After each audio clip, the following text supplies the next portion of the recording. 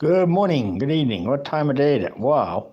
What am I talking to you about here? Well, I've been doing a lot of research online about addictions and how different countries treat people who are addicted. Now, I learned this in Japan. I learned about, the thing about Tokyo, Japan is they're known for their fast trains like the Shinkansen, the bullet train, and vice versa. And they're known famous for the vending machines on every corner. I tell you that. I do everything from hamburger to French fries and pop 'em. You name it. That.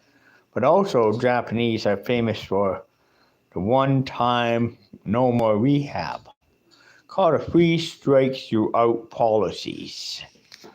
You know what? But what they do now, cause what I learned, it cost the Japanese government millions and millions and trillions of dollars a year just to treat video game addictions in Japan. So, and Sony, okay, another one too. Well, apparently, because the Japanese video games are very addicted in one way, cost government millions to it. Well, you know what they do? They decided to do one thing to curb the expenditures and costs. Or otherwise, they decided to do one thing. It's called what they do is the first strike, the addicted person taken to rehab facility, where he will undergo the rehab, will undergo addiction therapy, get him off, get him unaddicted.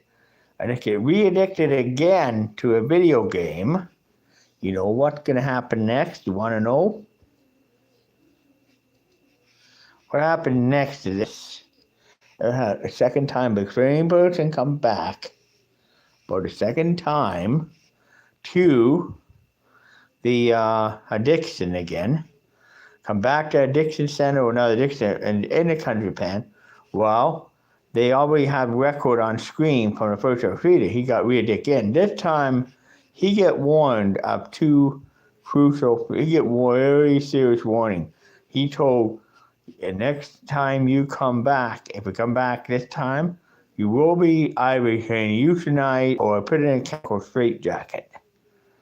You know, so what happens then is that, well, that person leaves, get re-addicted again. He comes back, and for example, and he gets a choice between being put out of misery by being euthanized, basically, or put in a given needle to put him that will reduce his abilities to play video games permanently. He'll be placed, basically called a chemical straitjacket.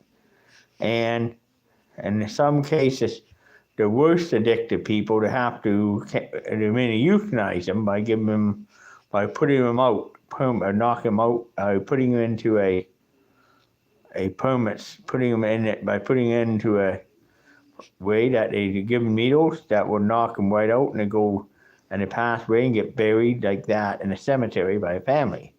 Now, the ones that choose the other route, they get taken to a room where they will start receiving these needles in the arms and the hips. And what happens is they receive, about 5 of those needles are complete.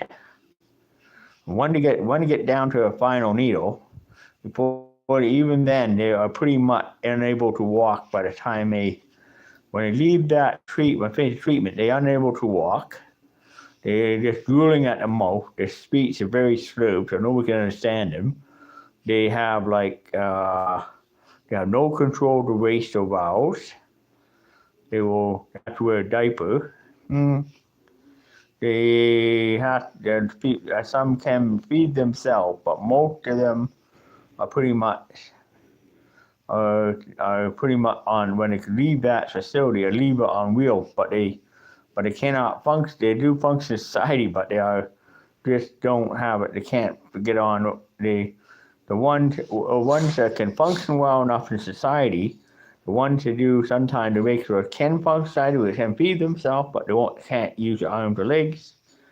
they can use their hand thing on the wheelchair to go around. That's it.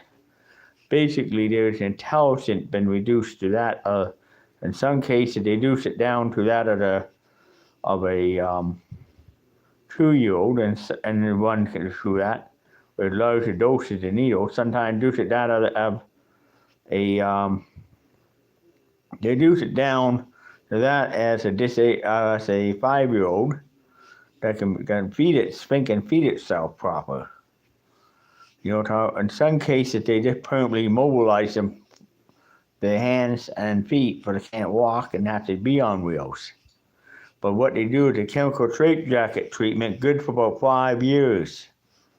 And what happens in 5 years is this: they start to break down, and then people get their hands back. By that time, their legs are pretty skinny, and the chance of them to walk is pretty much canceled with their life.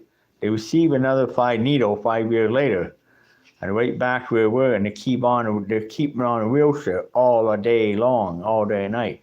And they can't play a video game because they can't put a controller in their hand because they can't operate it. See, they can't turn the video game on because they can't use it.